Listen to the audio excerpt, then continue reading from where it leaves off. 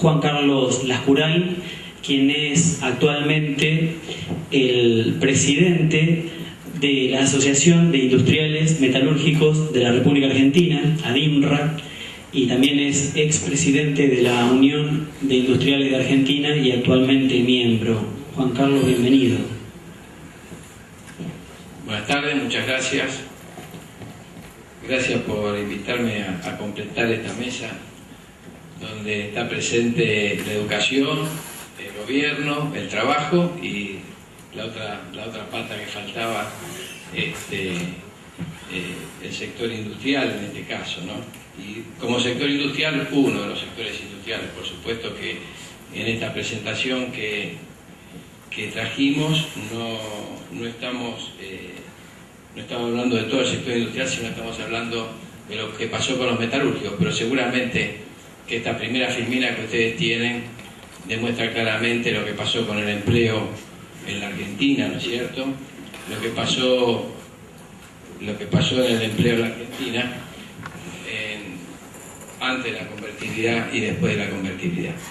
En el caso de los metalúrgicos, si fuéramos a números concretos, estamos hablando de caída de llegar a tener trabajadores convencionados en la Unión Obrera Metalúrgica del orden de los 90.000, 70.000 trabajadores. Imaginen lo que pasó con las empresas metalúrgicas, ¿no es cierto? No es que solamente hubo una caída de trabajadores. El cambio de modelo, ¿no es cierto? Lo que hizo fue precisamente tener un alto crecimiento, pero con una generación de empleo, ¿no es cierto? El crecimiento superó a la creación de empleo. Este desempeño que se fue dando durante estos años tiene algo interesante para analizar, que es cómo se dio la tasa de desocupación, cómo fue cayendo la tasa de desocupación, que es la tasa que viene, la tasa marrón, el color marrón de la filmina, y el pleno empleo. Entonces nosotros observamos cómo hacia la terminación de la convertibilidad, cómo se iba derrumbando el modelo neoliberal que comenzó allá por los años 70 y tuvo su periodo de culminación y de crisis en el 2001. Precisamente el hecho de haber cambiado el modelo, el hecho de haber comenzado a trabajar en modelos de producción y de incentivo al consumo y al mercado local, hizo que este crecimiento del empleo industrial se tradujera también en la evolución de los salarios. La evolución de los salarios y de la inflación. Ustedes en este gráfico lo que tienen es cómo evolucionaron los salarios, ¿no es cierto? Fíjense también cómo hablaban del trabajo no registrado, cómo el trabajo no registrado evoluciona mucho menor que el trabajo privado registrado, y cómo el salario industrial es aquel que lidera, y precisamente lidera la recuperación salarial en la Argentina, producto de la mayor capacidad o mayor capacitación que se requiere para los trabajadores. Pero si esa recuperación fue del 388% en promedio para el sector industrial, los metalúrgicos hemos avanzado casi en un 600% en la recuperación del salario en estos años, desde la salida de la convertibilidad. Producto precisamente de la mayor capacidad que tiene que tener nuestra mano de obra. Nosotros terminamos ayer un congreso, el Congreso Metalúrgico del Bicentenario, y precisamente en ese congreso quisimos marcar un eje muy importante, la relación que hay entre el trabajo, entre la educación y entre la tecnología y la innovación.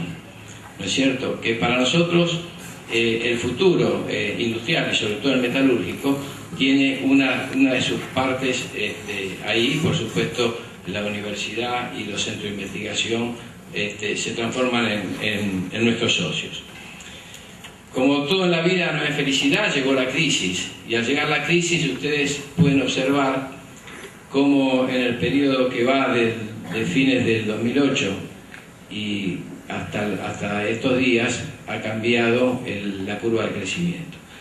Si bien cambió la curva de crecimiento, les comento que hasta el mes de junio del año 2009 nosotros veníamos en una franca caída, posiblemente las tasas de caída de la actividad que estábamos previendo para el 2009 eran del orden del 30%, pero a partir de determinadas medidas que se tomaron, medidas activas que se tomaron del gobierno nacional, hubo una recuperación lenta y terminamos el año con una caída entre el 15 y el 16%. Esta caída del 15 y 16%, si nosotros la llevamos a nuestros días, digamos cómo vienen nuestros días, estimamos que para el mes de septiembre vamos a estar en los niveles del 2008. Es decir, en el mes de septiembre, si la tendencia sigue como está. Y lo importante que yo quería señalar, y que se refirió Cuartango también, es a la responsabilidad de los empresarios metalúrgicos, a la responsabilidad del gobierno nacional y a la responsabilidad de los gremios de los trabajadores. Durante este periodo de tiempo, en donde el sector metalúrgico, creo que en los programas Repro tenía más de la tercera parte, ministro, esto no se reflejó en las tasas de caída de ocupación. Según los datos del INDEC, debe ser el único dato del INDEC que está por encima de lo que nosotros medimos. Según los datos del INDEC, la caída en el sector metalúrgico fue del 9%. La realidad es que nosotros, conjuntamente con la Unión Obrera, hemos medido el 6%, ¿no es cierto? Pero yo les doy las dos cifras para que ustedes las puedan manejar.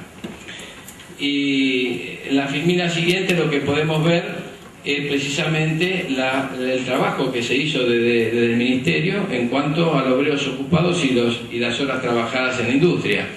Y ahí tiene mucho que ver lo que los empresarios hicimos. En este tema de caída de actividad, lo primero que se hace, por supuesto, es las horas extras. Después empezaron a salir los planes de los Repro que manejó el Ministerio de Trabajo, y después de todo eso llega la responsabilidad de decir cómo hacemos nosotros para dejar una mano de obra calificada y después poderla volver a recuperar. Eso es muy difícil en nuestra actividad, y yo creo que es una de las explicaciones de por qué, habiendo tenido una caída tan elevada, no tuvimos una repercusión en el desempleo tan alta como podría haber sido con esa caída de empleo, ¿no es cierto?